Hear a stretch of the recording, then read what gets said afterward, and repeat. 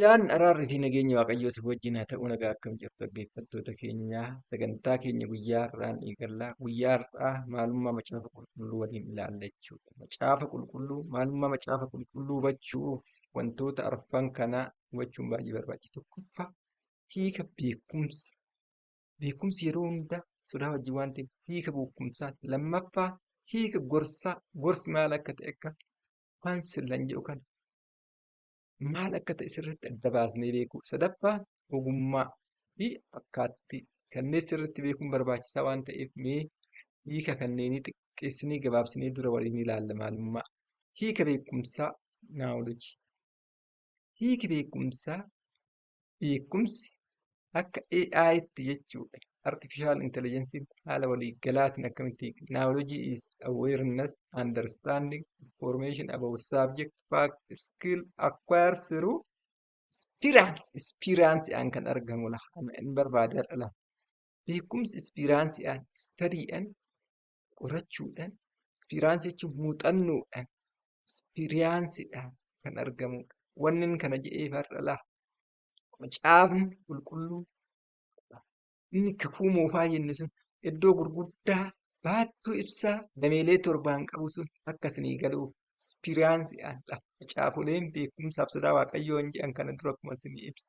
Macaafa seera uumamaati haga macaafa Iyyoob. Sababni isaa macaafni seeraa hayyoota adda addaa 5 jedha. Isa kana hayyootas ta'ee kanillee akkan ibsatti 5. Isarratti immoo beekumsi mala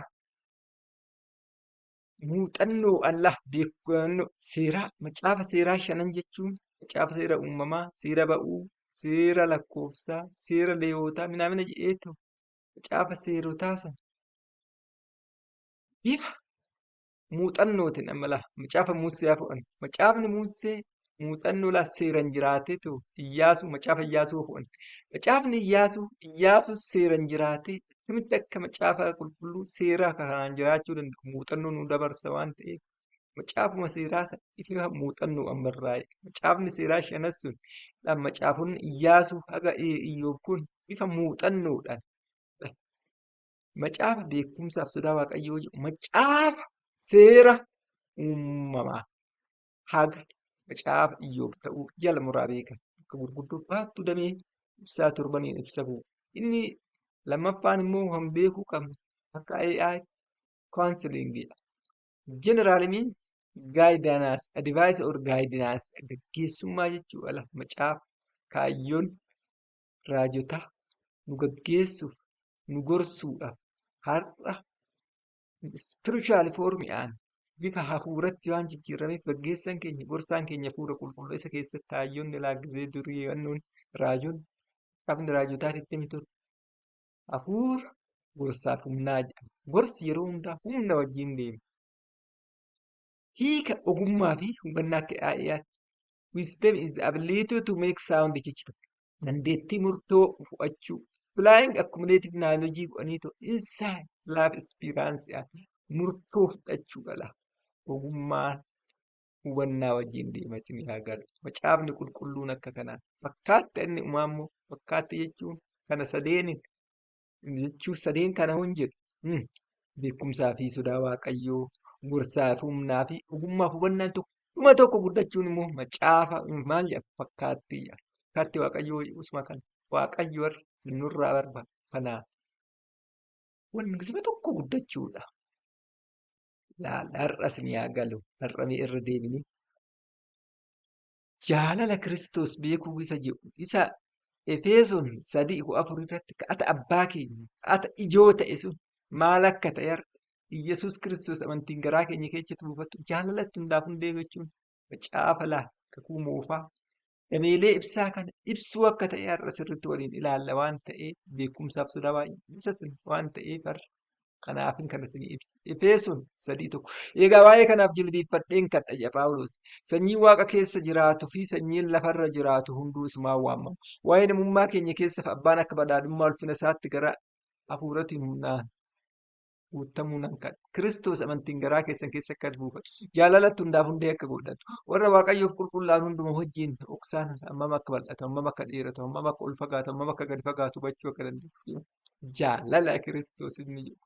Iyyasuus Kiristoos dameewwan Iyyasuus Kiristoos amma isin ibse kun laal Iyyasuus Kiristoos damee torba akka qabu inni kun immoo macaafa qulqulluu Iyyasuus Kiristoos sagalichi akka ta'e qabatamaan akka waliin ilaalla jechuudha laal aan waaqayyo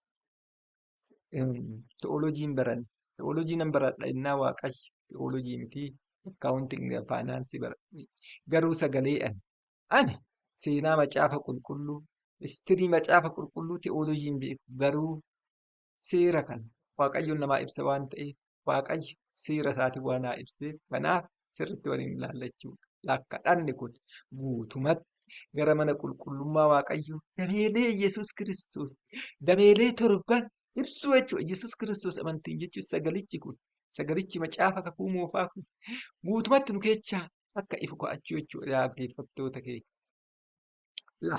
Maalummaa macaafa qulqulluu hubachuuf maalummaa macaafa qulqulluu hubachuuf wantoota gurguddoo sadii ammallee hubachuun barbaachisaa. Tokko maalummaa mana qulqullummaa waaqayyo seera ba'uu keessatti kenname Musee kenname hubachuu. Lama dizaayinii yuuzar dizaayinii hubachuu. Inni lammaffaa yuuzar maanuwaalii kana hubachuu.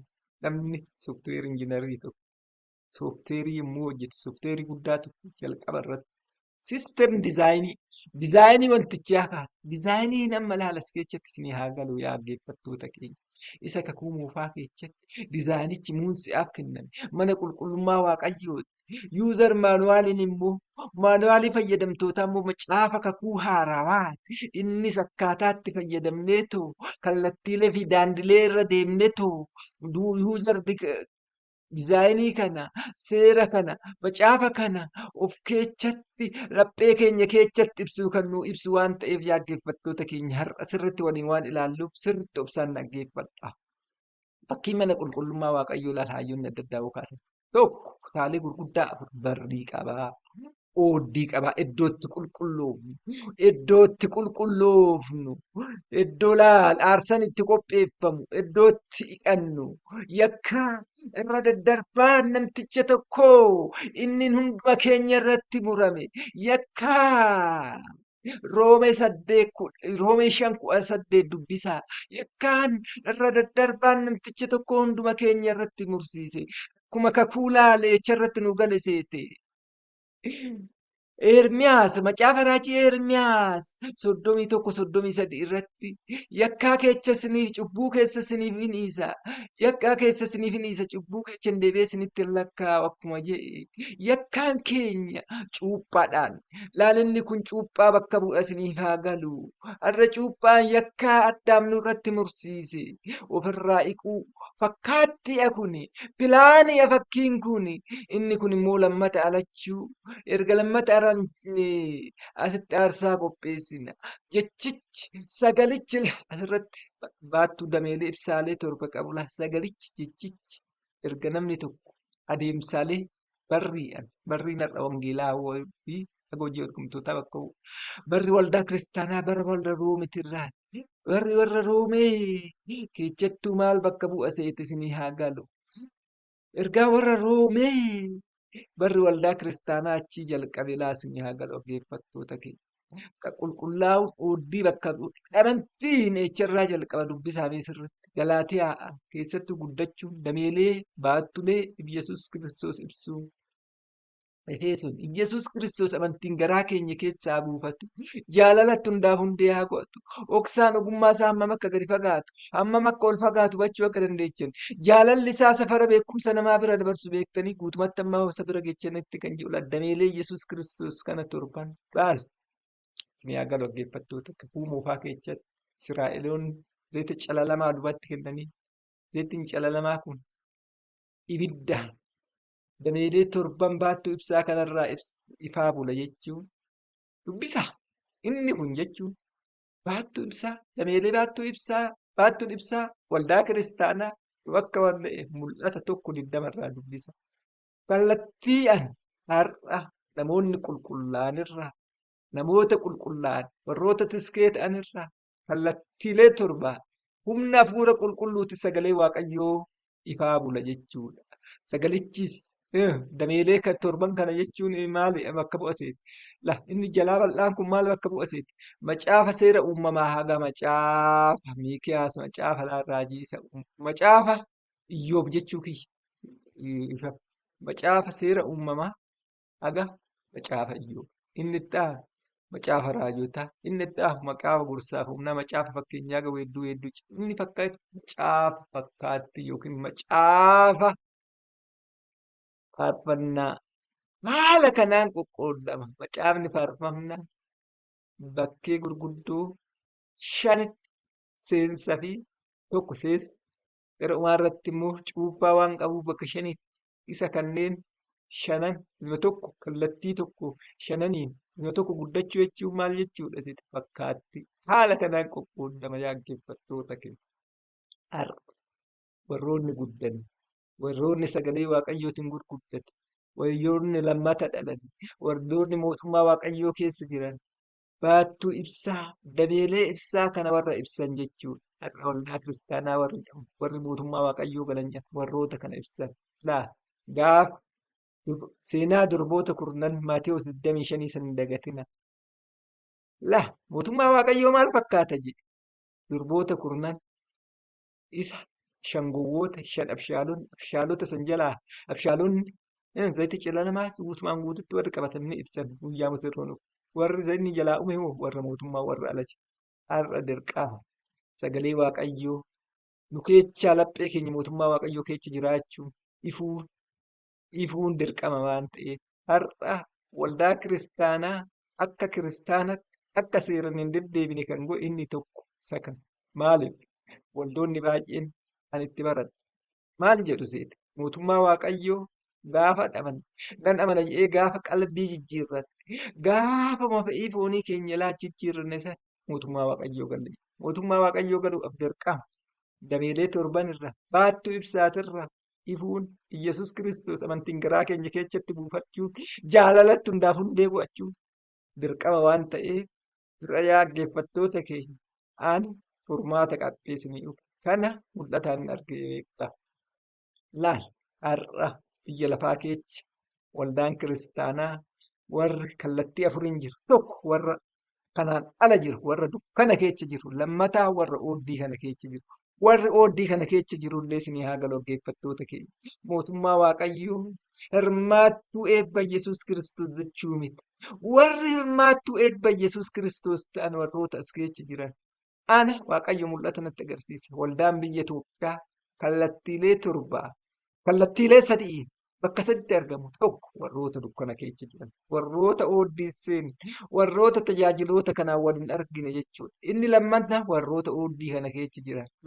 Warroota kallattii kanaan diskoonni kana kallattii kanatti guddisuuf ooddii kana keessa jiran. Diskoota warroota ibsaa kanaan wal argan isa kana. Inni sadaffaa warroota tiskeeta warroota mootummaa waaqayyoo keessa haala kanaan qoqqoodama jennaan waaqayyo sagalee waaqayyoo namni waaqayyotti nan amana jedhaniitu qalbii jijjiirrachuu qofti gahaa jedhaniitu warroonni abdii isinii kennan isaan irraa of eegaa. Mootummaa waaqayyoo galuudhaaf baattuu ibsaa dameelee torba qabu kana ibsuun dirqama waan ta'eef dhaggeeffattoota keenya jabaanneetu waaqayyo nu haa gargaaru isaa ibsu. Waaqayyo immoo iddoo kana jiraata jechuudha. Inni gara bantii waaqatti jijjiira. Inni kun fakkaattii spirituaalii dizaayinii guutuu waa'ee sagalee waaqayyoo waa'ee macaafa qulqulluu nu ibsu waan ta'eef waaqayyo akka nu ibsu nu haa gargaaru. Kanaaf cinneetoo dhaggeeffachuu cinnee barumsa kana hordofuu qabna. Requirement dizaayinii inni jedhe sun dizaayinichi baattuu ibsaa dameelee torba qabu kun kophaatti achi keessaa laala booba'u kana fakkaata inni nuullaa asitti argitan kun laala inni kun kan fakkaata kana dameelee torba qaba innillee macaafa beekumsaa fi sodaa waaqayyoon jedhu kun laala macaafa seera uumamaa ga macaafa iyyoob macaafni itti aanu kun laala inni itti aanu kun macaafa gorsaa fi humnaa macaafa raajotaa, macaafa raajii Isaayyaas haga Miikiyaas, macaafni itti aanu macaafa ogummaa hubannaa, macaafa fakkeenyaa haga weedduu caalunni kun macaafa faarfannaa. Haala kanaan qoqqoodamu yaa dhaggeeffattoota kana. Kanaaf sirriitti ka'achuun akka nu ibsu waaqayyoof sagaduun dirqama keenya waan ta'eef sagalee waaqayyoo haala kanadha. Yuuzar maanuwaal fayyadamu.